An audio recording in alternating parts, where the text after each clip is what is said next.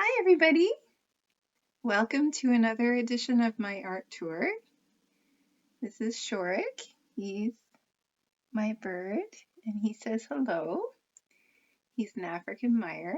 I'm not sure how long Jorik is going to be okay being in here, so we'll just keep an eye on him.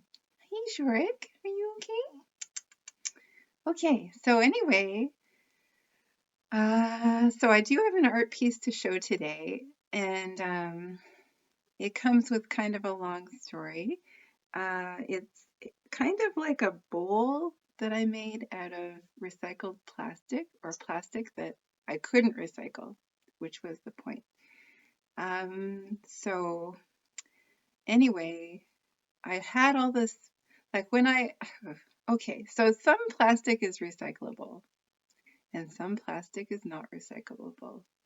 And most of the plastic that this house generates for some reason is cat food bags, organic oatmeal bags, tofu wrappers, and all of it is made of this hard plastic material of various kinds that isn't recyclable. And they won't, it's not stretchy. In other words, it's a very dry plastic wrapper, and they won't accept that in recycling because it can't be reused in that way. So it made me feel bad to throw out most of the plastic wrappers that I generate here. So I wanted to do something with them. So as an experiment, my biggest plastic wrapper collection was the ones from the dirt that I put in the backyard. I'm going to do another video about my backyard. But anyway, I happen to have a whole bunch of wrappers from my backyard and the soil that I was putting back there, and they were all dirty, so I washed them. Well, first I cut them up, and this is how I cut them up into, hi, sweetie, you okay? I cut them up into little strips like this. So a bag will have like 5 strips or something, and then the one at the end I'll just pierce a hole in the bottom to make it a strip too. And so I cut them into strips and I put them in the washing machine and washed them, and they came out really nicely. And so I had a lot of these bags. Like, I had tons of them. I had so many that when I put them all together, I braided them into a long braid. And it was a braid that stretched from one end of my place to another. Like, it was really long. You could make a garland out of it or whatever, which is an idea. But anyway, I wanted to see if I could make a gigantic basket out of this plastic, but I braided it all up, and look how small the basket is. This was a braid that, seemed to stretch on forever, but it compressed itself when I braided it into this. And so I made a little basket. It's very pleasant to use. It has knots and it's totally imperfect and wonky, but it is really nice, and it creates a little bit of heat. Not heat that you would detect, but the bananas really like it because it's insulation for the bananas, and the bananas ripen really quickly in here. And fruit seems to like it. It's soft and it doesn't damage the fruit, and I really like this basket. I love it, so I've been using it all the time. I like it better than the other baskets that I have. And so I guess to wash it, I would just put it in bleachy water or something. But anyway, that's my art piece for today, part of my art tour. I have other wrappers that I'm going to, I realize now that a lot of wrappers only makes a small little basket. So I'm not really worried about how many wrappers I have. I'm going to keep braiding them up and maybe make some garlands. Garlands, it makes a long garland, but only a small basket. Right, Jorik? Hmm. Anyway, so this is my art piece. Other than that, as I have announced, I have a certificate now in, at least I'm qualified to be an interior decorator in Canada. So that's really exciting. And I have my first client, and she's a friend of mine, and she needed help with 4 things in her bathroom to pick out the art, the paint, the floor, and a shower curtain. And so that process has been amazing. But then she later said that she didn't want to do any of it. She was kind of feeling fatigue about the whole process. So I did help her with a lot of other things, such as the uh, electrical outlets and lighting and uh, like accent lights and things like that. And but anyway, she already chose to do a marmoleum floor. She was unsure if she would go through with it, but I was already a fan of marmoleum, which is a linoleum product made by the company Forbo, and it's an ecologically friendly material that is long lasting and beautiful, and it's made out of cork dust and resin and like linseed oil and things like that, and it kind of smells like paint and or oil paints, and it's beautiful. And so the professional installers installed that in her bathroom recently. We and it looks gorgeous. And I love to support Forbo and companies like Forbo who are thinking of innovative solutions for building materials and riding the crest of the wave of a brand new time with building, a revolution in building, really. And so that was really nice. And we're choosing a paint with 0 VOCs. And the tone of the bathroom is up, fiery, earthy, very fun, and kind of in a way volcanic because we chose black fixtures for the sink and the bathtub, and there's a lot of fire in the room, and so it kind of has, I think it's going to have, it hasn't been completely finished. The only thing done is the floor, and we have the art and the lights and everything, but they haven't really been installed yet. Anyway, I think it's going to turn out to be very volcanic. I think that's going to be the vibe of the room. And we have some beautiful artwork by her mentor, Nadia Cheney, I think her name is.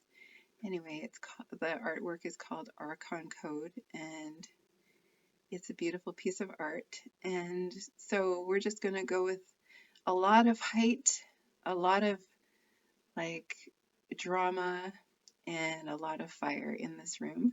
So I'll probably do a little video about that. And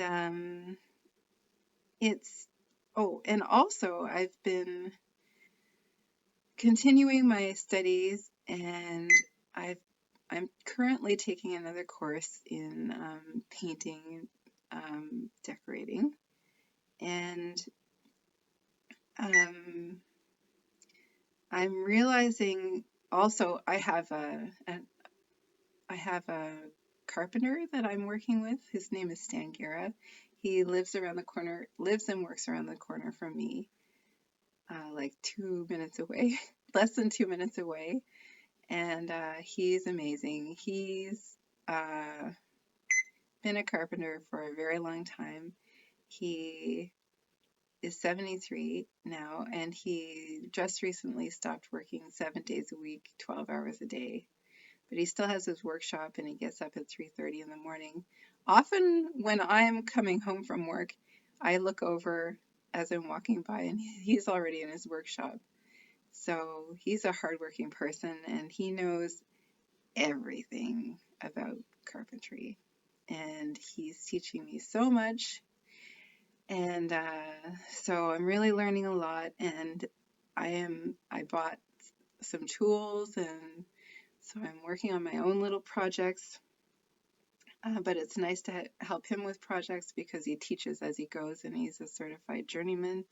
So I'm building up apprenticeship hours by just working with him.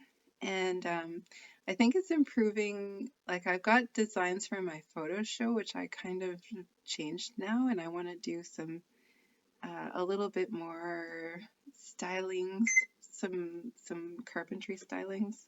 Not big ones, but because it's already established, it's practically finished. But I also want to use some, speaking of the revolution in building materials, I want to use some bioepoxy on my photo show, which I think is going to be really fun.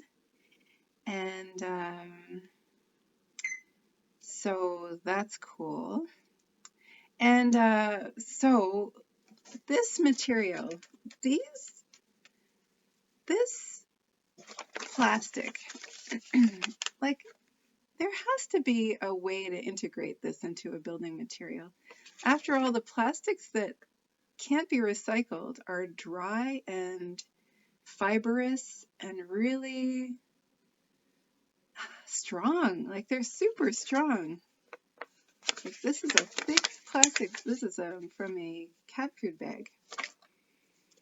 So if it's that strong and fibrous and indestructible, couldn't you make something out of it? Like hemp is being made now. Hempcrete is being made with lime and hemp.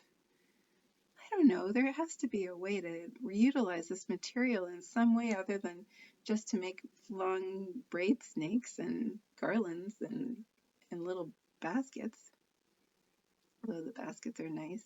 I might make a couple for Christmas because they're so nice. I really like them. I mean, it's wonky, but it's friendly.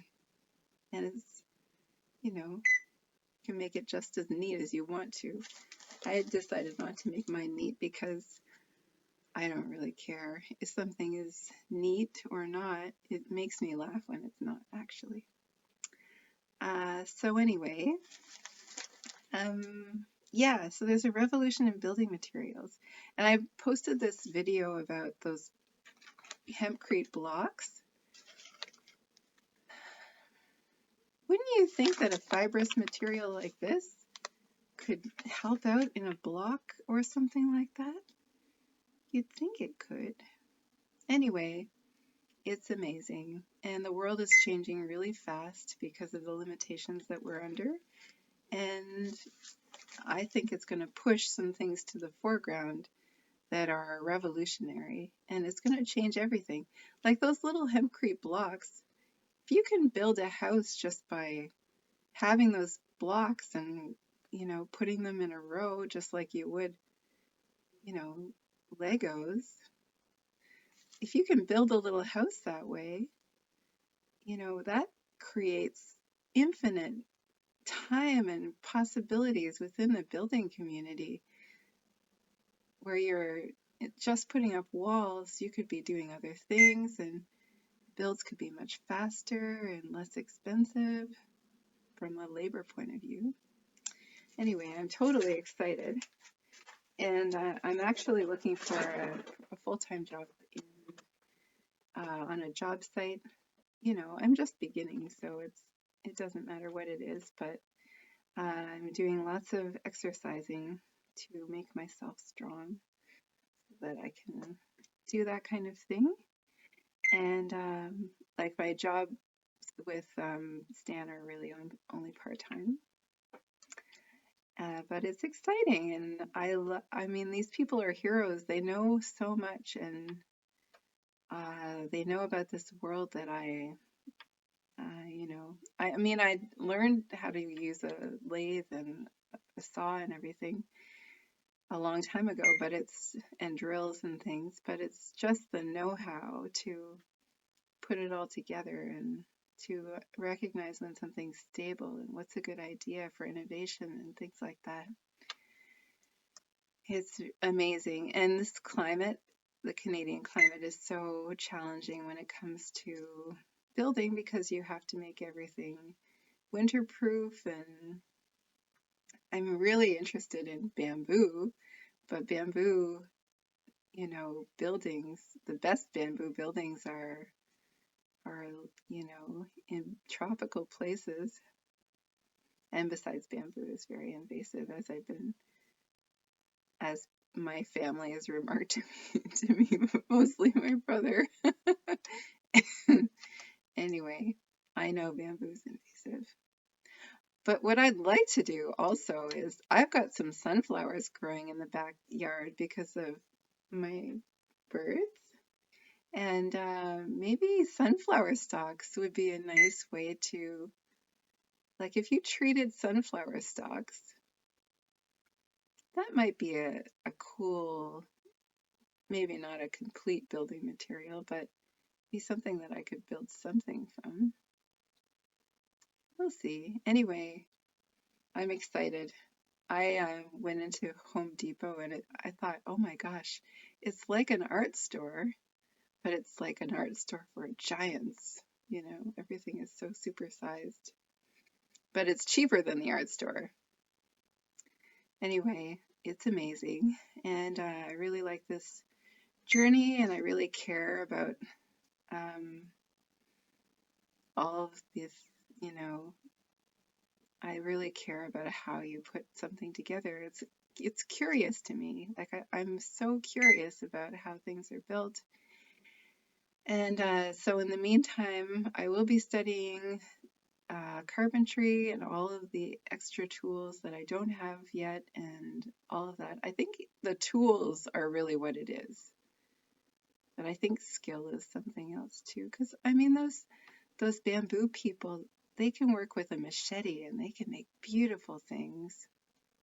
I should get the bamboo out of my mind, but I can't because those are the shapes that I love,